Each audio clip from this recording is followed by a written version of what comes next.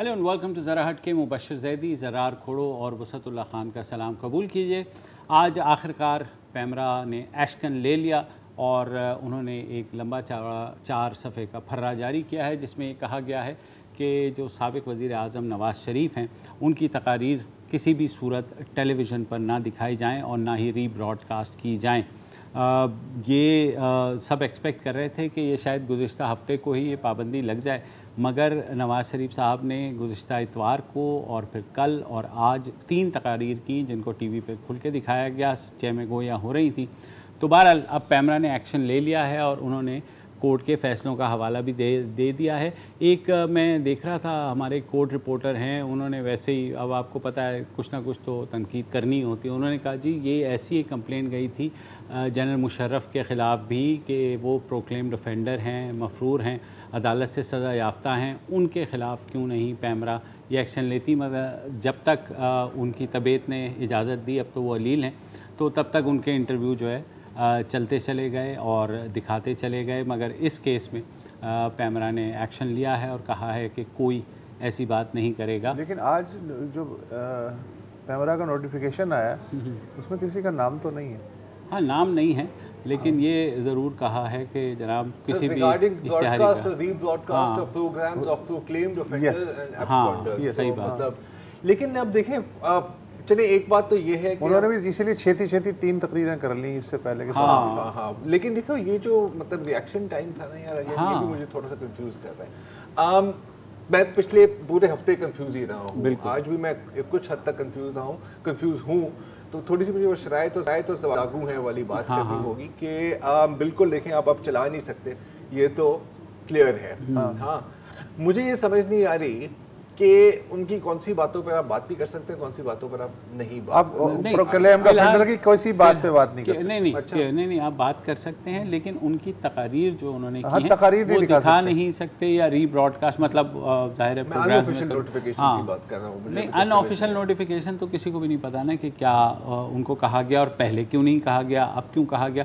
अब सारे ये कह रहे हैं कि जनाब ये बात थी तो आप पहले कह देते, क्या पहले ये लॉ अप्लाई नहीं हो रहा था, एक हफ्ते के बाद अप्लाई हो गया। हो मैं समझ सकता हूँ कि यार मिस हो गया, निकल गया, 2 दफ़ा 3 दफ़ा मतलब थोड़ी सी है। असल में देखें, इसमें पैमरा का कसूर नहीं है, ये पाबंदी मई से लगी हुई है और जो है ना चैनल्स, उनको बड़ा शौक होता है कि चूंकि पैमरा चुप है इसका मतलब है इजाज़त है। ऐसा नहीं होता, कवानीन की पाबंदी करनी चाहिए हर चैनल को। आखिर लॉ ऑफ द लैंड भी कोई चीज़ हो रही है। मतलब मुझे पुलिस तो आके बताए कि यार आप इसको कत्ल ना करें, मैं वैसे ही नहीं करूँगा। अच्छा, पैमरा ने एक और भी पहले एडवाइस जारी की थी मरियम नवाज़ के हवाले से भी, आपको याद होगा कि जनाब उनका कोई इंटरव्यू नशर नहीं हो सकता और फिर कोई इंटरव्यू नशर नहीं क्या मौलाना फजलुर रहमान प्रोक्लेम्ड ऑफेंडर हैं? उनके भी बयानात पाबंदी लग गई? नहीं, इस तरह तो पाबंदी नहीं लगी। वो अभी मौलाना साहब तो आजकल वॉलंटरी तौर पर शुमाली इलाका जात की सैर कर रहे हैं, बड़े ज़बरदस्त वो पोज उनके आ रहे हैं वहाँ पे सर, बड़े बहुत अच्छे वो दरिया किनारे बैठे हैं, चश्मे वाला। जी सर। नहीं, लेकिन वो मुझे लगता है कि वो कोई फोटोशॉप टाइप। उन्होंने 4 चैनल्स को जो है एक अरब हर जाने का नोटिस भी किया है कि जनाब जिनने मेरे असासों के बारे में बात की थी तो वो आप जवाब दे दें। तो बहरहाल आज एक इंटरव्यू भी हुआ वज़ीर आज़म इमरान खान साहब का, जिसमें खासे खुल कर बोले और उन्होंने 2-3 बातें, क्योंकि ज़्यादातर बातें आजकल के हवाले से सिविल मिलिट्री रिलेशनशिप पे ही होती हैं, तो क्योंकि नवाज़ शरीफ साहब ने ये फरमाया था कि जनाब उन्हें जो है उस वक्त के DG ISI ने कहा कि आप जो है हुकूमत छोड़ दें वरना अपना अंजाम खुद देख लीजिएगा। तो वज़ीर आज़म इमरान खान ने कहा कि अगर उन्हें कोई ये बात कहे तो वो क्योंकि वज़ीर आज़म है वो फ़ौरन उससे इस्तीफ़ा मांग लेंगे। और साथ ही उन्होंने ये कहा कि वज़ीर आज़म के मातहत होते हैं और इस वक्त जो है फ़ौज और जो हुकूमत है उसकी बेहतरीन अंडरस्टैंडिंग है। मेरी इजाज़त के बगैर अगर कोई करगिल में मुहिम जोई करता तो मैं उस जनरल बिल्कुल उस जनरल को भी फारिग कर देता, जो कि जनरल मुशर्रफ ज़ाहिर एक सिविलियन वज़ीर आज़म है। बिल्कुल, और होना भी चाहिए। हमारा आइन और कानून कहता है कि वज़ीर आज़म जो है ही इज़ द बॉस। इसमें और बहुत से इदारे डायरेक्ट जो है वज़ीर आज़म को जवाबदेह भी हैं। जी बिल्कुल, कागजी तौर पे बिल्कुल। अच्छा, ये एक इंटरेस्टिंग बात, सॉरी आगे बढ़ने से पहले ये है कि माना कि ये एक सवाल के जवाब में ये कहा गया था, राइट, क्योंकि नदीम मलिक साहब ने एक सवाल पूछा, बड़ी इंटरेस्टिंग बात है कि अभी मुझे समझ नहीं आ रही कि सिविलियन सुप्रीमेसी का ज़्यादा बड़ा चैंपियन कौन है, नवाज शरीफ साहब या इमरान खान साहब, क्योंकि बातें तो तकरीबन एक ही हो रही है ना, एक ही हो रही हैं। और जितनी आप मतलब इस सब्जेक्ट को ऑफ द शेल्फ करने की कोशिश करते हैं वो कहीं ना कहीं से आ जाती हैं, या हुकूमत ले आती है या अपोजिशन ले आती है। मगर एक बात से मैं उनकी ज़रूर इत्तफाक करूँगा कि नवाज़ शरीफ साहब को अगर ये उस वक्त कहा गया था DGISI को, तो उन्हें चुपके से कहने के बजाय कि जनाब अब DGISI को चेंज कर दें और रिजवान अख्तर साहब को लगा दें, उन्हें चाहिए था कि वो उस चीज़ को वहीं सामने ले आते। तो ये मेरे ख्याल में कमज़ोरियाँ रही हैं उनकी, नवाज़ शरीफ साहब की भी और पीपल्स पार्टी की भी, कि बाद में आप रोते हैं कि जनाब हमारे साथ ये हो गया था, तो उस वक्त अगर आप एक्शन ले लेते तो इमरान खान क्योंकि नवी मुटियार हैं तो वो अभी कह सकते हैं नवाज शरीफ ने एक्शन लिया था ना, फिर 12 अक्टूबर हो गया। हाँ नहीं वो आपकी बात ठीक है, लेकिन देखिए 12 अक्टूबर भी तो हो ही गया ना। तो अगर आप एक्शन ले लेते उस वक्त तो जाहिर है जो भी होता है वो खैर ये अनएंडिंग, हाँ एक You cannot alter the past। हाँ you can not alter the past, लेकिन अब क्योंकि अपोजिशन जमातें बहुत ज़्यादा मेहमान को भी बुलाया हुआ है, हाँ, कुछ मुश्किल सवाल उनसे भी कर लें आप। चलें, हमारे साथ मौजूद हैं ज़ैगम खान साहब, जो कि तजज़ियाकार हैं, सहाफ़ी भी रहे हैं, हमारे दोस्त भी हैं। उन्हीं से पूछ लेते हैं कि ज़ैगम आपको क्या लग रहा है जो सियासी माहौल चल रहा है इस वक्त, कुछ आपको समझ आ रही है या आपके ख्याल में बस मारामारी चल रही है? ये वॉलीबॉल है, बास्केटबॉल है, पिंग पोंग है क्या, हमारी समझ में नहीं आ रहा। देखिए समझ तो आपसे ज़्यादा तो मुझे नहीं आ रहा, मेरी अंडरस्टैंडिंग है वो मैं आपके साथ शेयर कर सकता हूँ। मेरे ख्याल में बड़ा वाज़ेह है कि पाकिस्तान में एक पॉलिटिकल कन्फ्लिक्ट और पॉलिटिकल अनसर्टेनिटी और एक सियासी अदम इस्तेकाम जो है वो काफ़ी बढ़ने चला जा रहा है। अब फ़र्क इस वक्त क्या है पिछले साल से, फॉर एग्जांपल जो दिलचस्प बात होगी कि पिछले साल तकरीबन ऐसे ही दिन थे, कुछ चंद हफ्ते आगे पीछे थे, जब मौलाना धरना लेकर इस्लामाबाद आए थे। और आपको याद होगा उस वक्त दोनों बड़ी जमातों ने मौलाना के साथ हाथ किया था, वादा किया था, इन्होंने मौलाना को आगे किया था कि आप चलें, हम आपके साथ हैं, लेकिन दोनों फिर ऐन वक्त पे इधर उधर हो गई थी। अब पंजाब में मुस्लिम लीग नवाज ने को ठीक तरह से सपोर्ट नहीं किया था, लोग बाहर नहीं लाए थे, और जब इस्लामाबाद में उन्होंने धरना दिया था तो आपको याद होगा लीडर तो एक दफ़ा आए थे, तकरीरें करके चले गए थे। शहबाज शरीफ साहब ने तो अपनी CV पेश कर दी थी और पीपल्स पार्टी की भी ऐसे ल्यूकवार्म तकरीरें थी। अब उस वक्त में और इस वक्त में फ़र्क क्या है?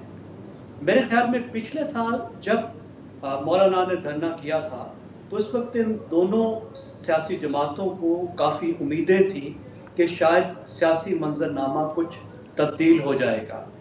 मुस्लिम लीग नवाज उस वक्त तक ये उम्मीद कर रही थी कि शहबाज शरीफ कोई ना कोई मुफाहमत का रास्ता निकाल लेंगे, और शायद जरदारी साहब ये उम्मीद कर रहे थे कि उनकी जो अंडरस्टैंडिंग बलूचिस्तान के वज़ीर आला के निकालने के वक्त से शुरू हुई थी और फिर सेनेट के इंतखाबात और चेयरमैन सेनेट के इंतखाब में थोड़ी सी और आगे बढ़ी थी, शायद वो वापस रिवाइव हो जाएगी, क्योंकि वो तो काफ़ी करीब जा चुके थे, एक अंडरस्टैंडिंग डेवलप कर चुके थे। वो तो एक तरह से इस हुकूमत के एक अनडिक्लेयर्ड अलाई बन चुके थे। लेकिन इस साल के दरमियान में मुझे लगता है कि इन दोनों जमातों को समझ आई है कि गल बद गई है, और इन्हें ये समझ आई है कि ये सिर्फ सादा रजीम चेंज की बात नहीं थी, ये 1990 जैसा मामला नहीं था जिसमें एक पार्टी जो हुकूमत में होती है उसको निकाल दिया जाता है और वो बाहर आकर दोबारा वापस आने की तैयारी करती है। मेरा ख्याल है इन दोनों को समझ आई है कि इस वक्त पाकिस्तान एक सिंगल पार्टी हेजेमनी की तरफ जा रहा है, और इमरान खान वही कोशिश कर रहे हैं जो एक ज़माने में जुल्फ़िकार अली भुट्टो भी कर चुके हैं, नवाज शरीफ भी कर चुके हैं, और उसको उसी तरह की एक कोशिश है, लेकिन इस दफ़ा ज़रा स्ट्रॉन्ग कोशिश है, और इस दफ़ा उनको वो एडवांटेज हासिल है जो उन दोनों को उस वक्त हासिल नहीं था, क्योंकि वो एक पेज पर है। और पाकिस्तान एक ऐसे अथॉरिटेरियन सिस्टम की तरफ जा रहा है जो पॉपुलिस्ट भी है और जिसमें शायद हो सकता है उनकी जगह भी ना बचे। तो उन्हें ये महसूस हुआ कि आहिस्ता आहिस्ता एक एक कदम करके अब वो दीवार के साथ आ लगे हैं, और अब उन्हें कुछ ना कुछ फाइट बैक करना पड़ेगा अपनी कुछ टेरिटरी रीगेन करने के लिए। तो मौलाना तो वही हैं जहाँ खड़े थे, मौलाना की सूरत हाल इन दोनों जमातों से मुख्तलिफ है और अब तीनों पार्टियां किसी हद तक एक पेज पर आ गई।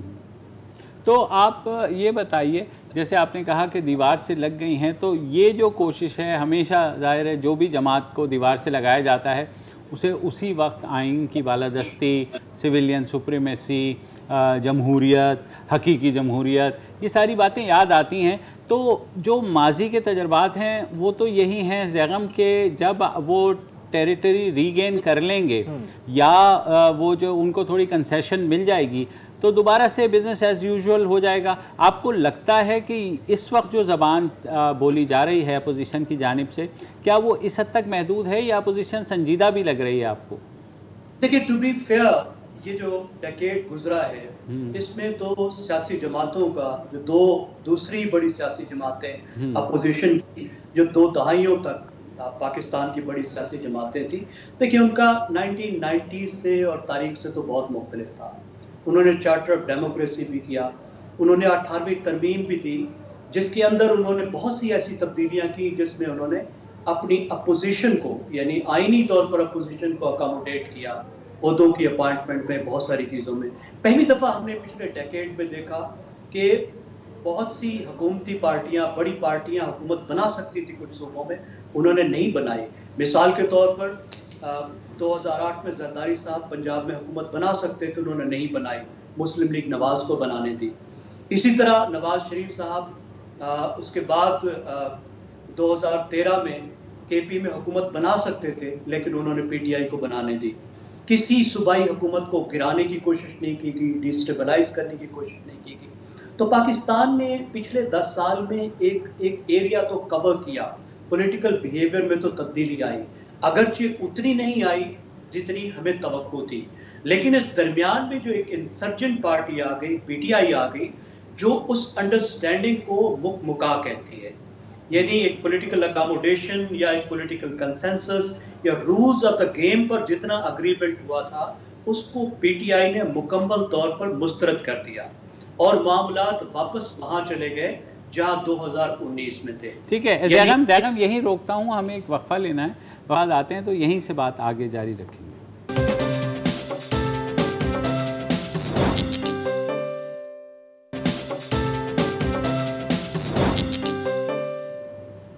Welcome back. हम बात कर रहे हैं ज़ैगम खान, तज्ज़ियाकार हमारे साथ मौजूद हैं। ज़ैगम, आप बात कर रहे थे कि जो मुफाहमत की पॉलिसी है उसको पीटीआई ने जिस तरीके से मुक्का का नाम दे करके टेबल्स टर्न किए दोनों पार्टीज़ के, तो फिर क्या हुआ?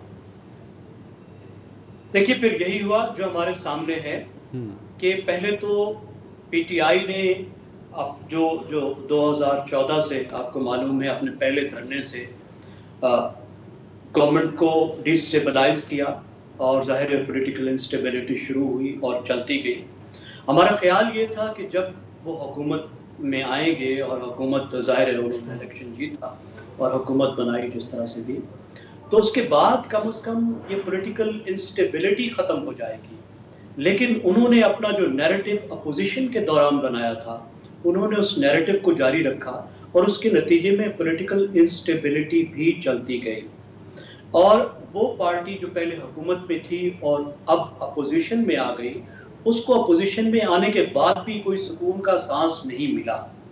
तो एक तो इस पॉलिटिकल इंस्टेबिलिटी का वाज़ेह सा नतीजा ये निकला कि पाकिस्तान में मईशत के हालात भी बेहतर जिस तरीके से होने चाहिए थे वो नहीं हुए, क्योंकि अगर पॉलिटिकल इंस्टेबिलिटी हो तो आपको पता है इन्वेस्टमेंट का वो माहौल नहीं बनता जो बनना चाहिए था। उन्होंने इस तमाम अरसे में ज़ाहिर है परफॉर्मेंस में जो उनकी लिमिटेशंस थी उसको कवर करने के लिए उन्होंने मुनासिब समझा कि वो अपोजिशन को मुसलसल दबाव में रखें। और मेरा ख्याल है इमरान खान साहब की ख्वाहिश है, बड़ी स्ट्रॉन्ग ख्वाहिश है कि वो सिंगल पार्टी हेजेमनी कायम करें, जैसे मैंने अभी अर्ज़ किया, जिस तरह भुट्टो साहब की ख्वाहिश थी, 1990 में नवाज शरीफ साहब की भी ख्वाहिश थी। ज़ैगम, तारीख़ बताती है कि ख्वाहिशात और रियलिटी में फ़र्क होता है। शेख मुजीबुर रहमान का भी यही ख्वाब था, मिसिस गांधी ने भी मुख्तसर रसीली के लिए, भुट्टो साहब का भी आप मिसाल दे चुके हैं। मैं ख़ुद भी चाहता हूँ कि अगर मैं इक़्तिदार में आ जाऊँ तो मेरे अलावा कोई ना हो, लेकिन ज़ाहिर है कि सिर्फ आदमी के बस में नहीं होता।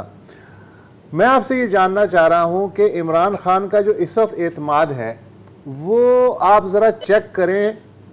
हालांकि 6, 7, 8 या 10 सीटों पे टिकी हुई ये हुकूमत है, लेकिन मैंगल अलग हो जाते हैं, कोई फ़र्क नहीं पड़ता है। और बाकी जो अलायंस है लगता है कि समद बांड से जुड़ा हुआ है, एक इत्मीनान है उनके चेहरे पे। बुनियादी वजह शायद इसकी यह है कि इक़्तिदार लेने और देने वाले एक पेज पे हैं।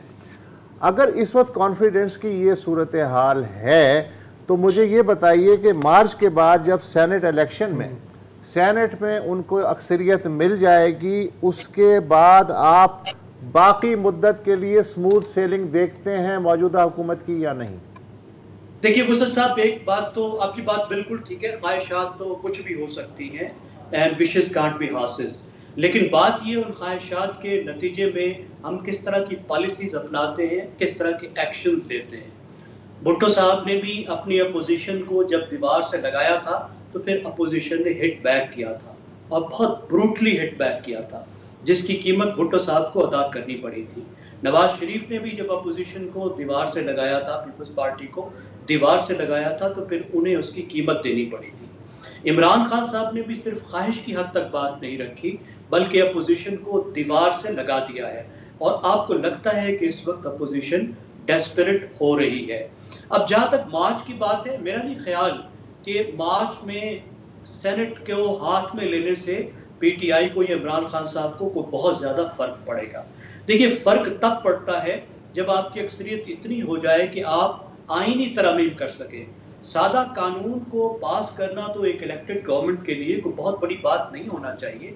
आफ्टर ऑल हुकूमत तो बनती ही तब है ना जब आपके पास नेशनल असेंबली में अक्सरियत हो जी। और सेनेट में भी जाहिर है अक्सरियत नहीं तो अक्सरियत आपकी आ ही जाती है।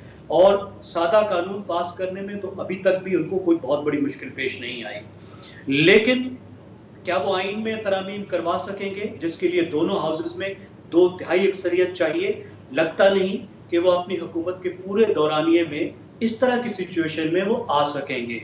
तो आईनी तौर पर हाउसेस के अंदर तो बहुत बड़ा फर्क नहीं पड़ने वाला, और मेरे ख्याल है हम सेनेट के इलेक्शंस को कोई थोड़ा सा ज्यादा अहमियत दे रहे हैं। असल बात यह है कि पाकिस्तान की जो हुकूमत है वो कोई एक घाव से, कुल्हाड़ी के एक वार से नहीं गिरा करती, बल्कि इट डाइज थ्रू 100 कट्स, यानी अपोजिशन बार बार वार करती चली जाती है। जैगम साहब, सही मैं आपकी बात काट रहा हूँ, बिल्कुल इट डाइज थ्रू 100 कट्स। और लेकिन ये जो आपने मिसालें दी हैं जुल्फ़िकार अली भुट्टो की और बाकी मिसालें, जो असल कट पड़ता है वो ऑपोजिशन की तरफ से तो नहीं पड़ता, राइट? और यहाँ पर उस कट का तो अभी कोई इम्कान नज़र नहीं आ रहा। तो अब मैं आपसे ये सवाल पूछना चाह रहा हूँ कि ये जो ऑपोजिशन की मुहिम है, माना कि देखें वो तो कहते हैं कि जी हमने हुकूमत गिरानी है, सिलेक्टेड है, वगैरह वगैरह वगैरह, रियलिस्टिकली क्या अचीव कर लेंगे?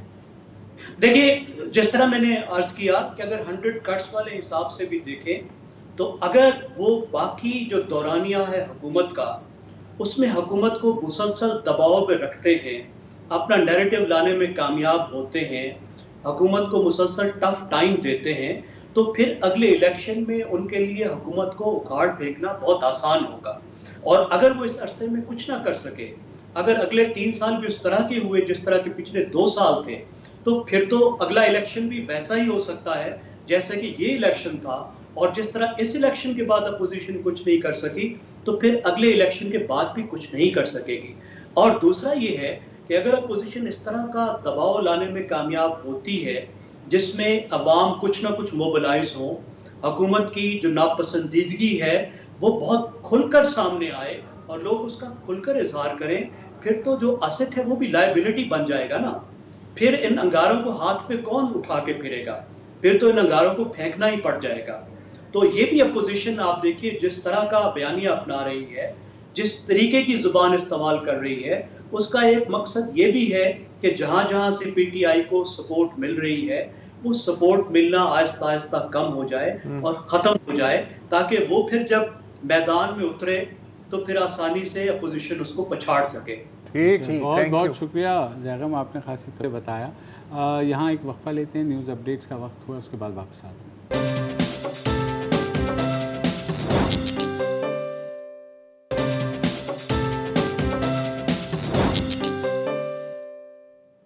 Welcome back. सियासत पर तो बात होती रहती है और होती रहेगी। अब आपको एक ऐसे ऐप के बारे में, मोबाइल ऐप के बारे में बताते हैं जिसका बुनियादी मकसद है आप और आपके घर वालों को महफूज रखना। ऐप का नाम है तस्दीक पाकिस्तान और ये पुलिस और सिटीजन्स पुलिस लिएज़न कमेटी यानी CPLC के ताबन से बना है। और अगर आप ये सोच रहे हैं कि पुलिस और मोबाइल ऐप और आपका क्या ताल्लुक़ है, तो यही इसी पर बात करने के लिए हमने आज दावत दी है असफंदियार जंजुआ साहब, जो को-फाउंडर हैं सेफ पाकिस्तान वेलफेयर ट्रस्ट के, और ये आपका ही प्रोजेक्ट है। तो थोड़ा सा हमें बताएं कि तस्दीक पाकिस्तान है क्या, उसका फंक्शन क्या है?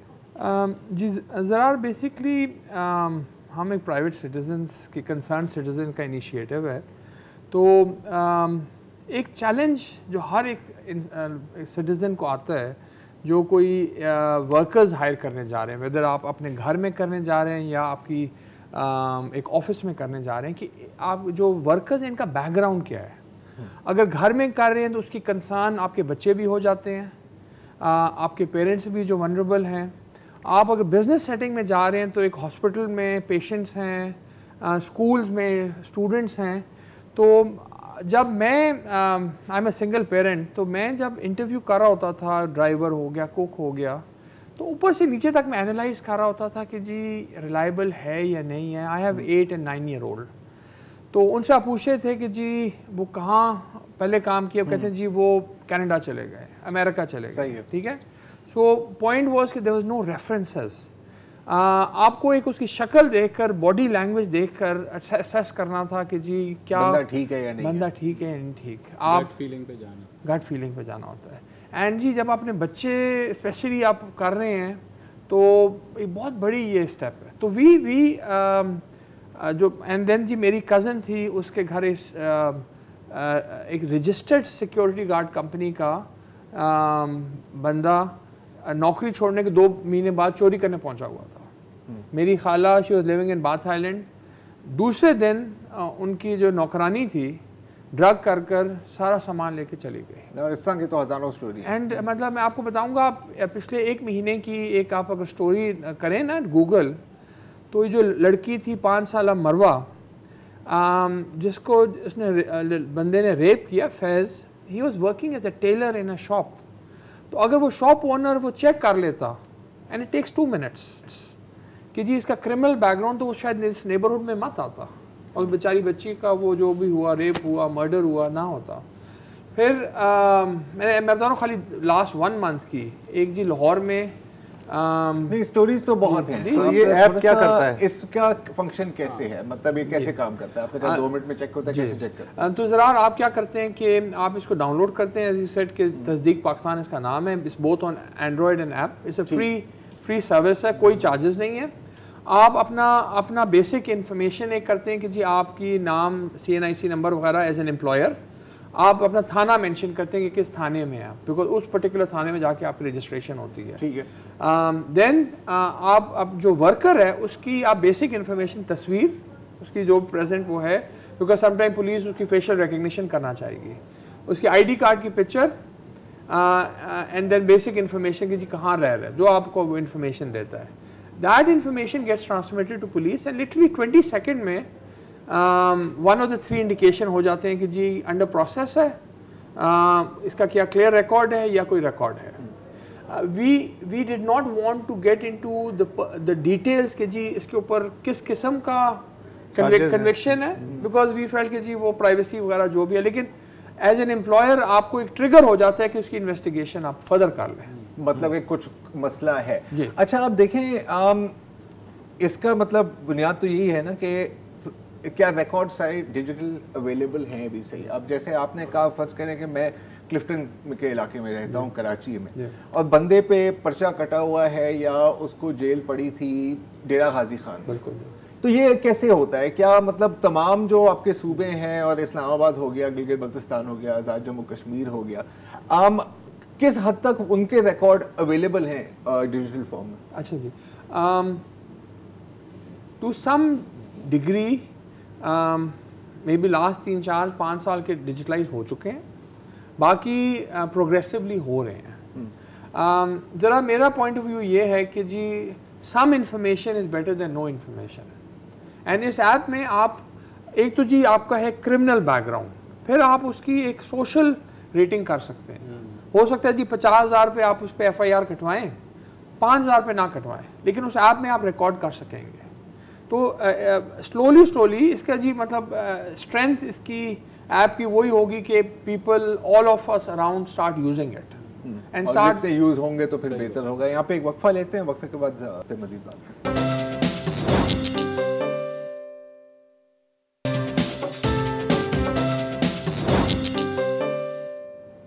वेलकम बैक जी। हम बात कर रहे हैं तस्दीक पाकिस्तान मोबाइल एप्लीकेशन के। हमारे साथ हैं असफंदियार जंजुआ साहब। अच्छा, अब देखें, ये तो चीज़ क्लियर है कि पाकिस्तान की में क्राइम रेट मुसलसल बढ़ती जा रही है। ज़ाहिर है बहुत वजूहात हैं, लेकिन एक वजह ये भी है कि गुर्बत भी बढ़ती जा रही है, तो लोग मज़ीद डेस्परेट होते जा रहे हैं। तो मैं आपके बारे में पढ़ा था आपकी जो वेबसाइट पर है, तो इसमें आपने ये भी कहा है कि it will help them break the vicious cycle of poverty. तो ये इसके बारे में थोड़ा सा बताएं, ये कैसे करेंगे? जी, ज़रा the dilemma which we had ना कि या तो आप एक दुबई मॉडल अपना लें कि जहाँ कोविड होता है एंड वो जो उनके घर जो उनके वर्कर्स हैं उनको वो बोट शिप में डालते हैं और जहाज़ पे अपने मुल्क भेज देते हैं। We can't do that. हमारे जो नौकर हैं, आपके जो वर्कर्स हैं, अक्रॉस द स्ट्रीट रह रहे होते हैं। तो if we don't consider them ourselves, if we don't own them, तो वो बात आकर आपको क्राइम अफेक्ट करेगा। We not living in an island.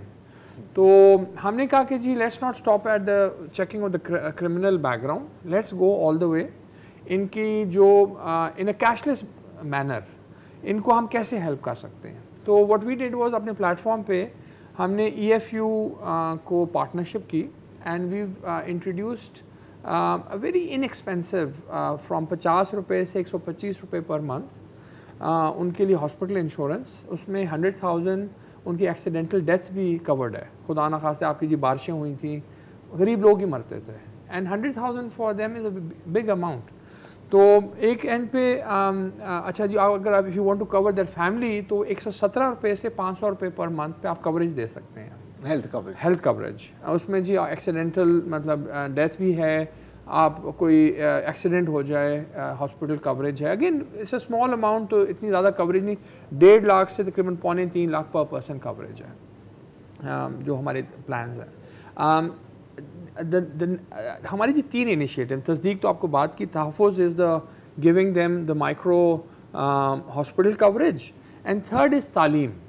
We are working on this platform जो maybe hopefully in the next 1 year हम introduce करेंगे, कि जहाँ आपके पास एबिलिटी होगी कि आपने जो से वर्कर्स हैं, से फॉर पेशावर से ताल्लुक़ है उनका, उनकी फैमिली उधर रह रही है, तो उनके बच्चे अगर किसी गांव में पढ़ रहे हैं, उनको एबिलिटी हो आपके पास कि उनके बच्चों की डायरेक्ट फ़ीस उधर कर दें, कि instead of giving them cash, उनके बच्चों की attendance which could be captured using facial recognition and उनकी जो परफॉर्मेंस है आप उसको कैप्चर कर दें। तो टेक्नोलॉजी एग्जिस्ट राइट नाउ कि आप बड़ी एक पिन पॉइंटेड तरीके से इंटरवेंशन कर bring this people out of poverty, because education is the only way कि आप इनको पॉवर्टी से ला सकते हैं। एंड इनको जो हॉस्पिटल इंश्योरेंस है, इकोनॉमिक थ्योरी सजेस्ट कि this is the first step towards poverty reduction, because इनका सेफ्टी नेट बढ़ा रहे हैं।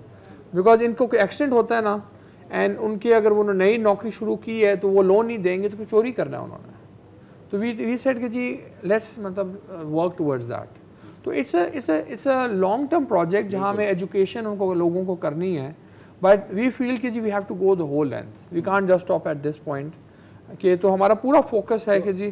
तो अभी कितने लोग जो हैं इस ऐप को यूज़ कर रहे हैं या आपके तहफ़्फ़ुज़ प्रोग्राम और तस्दीक प्रोग्राम में? जी सर, अभी हमारा लाइक वी लॉन्च्ड ऑन 14 अगस्त, तो ऑलमोस्ट 30,000 पीपल हैव रजिस्टर्ड। बड़े कम टाइम में, और हमारे पास कोई ख़ास मार्केटिंग बजट भी नहीं है। तो अल्हम्दुलिल्लाह वेरी गुड रिस्पॉन्स, बट आपकी जो सिचुएशन ऑल अराउंड है, पीपल आर स्केर्ड। वो रेप केस हुआ, छोटी बच्ची का हुआ, रंग बिरंगे ऑलवेज कम। तो द न्यूज़ गॉट आउट कि जी ये है, तो पीपल आर रजिस्टरिंग।